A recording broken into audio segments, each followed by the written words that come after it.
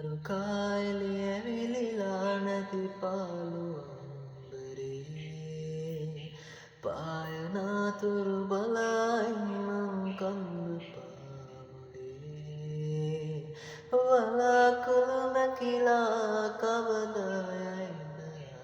කරේ අදත්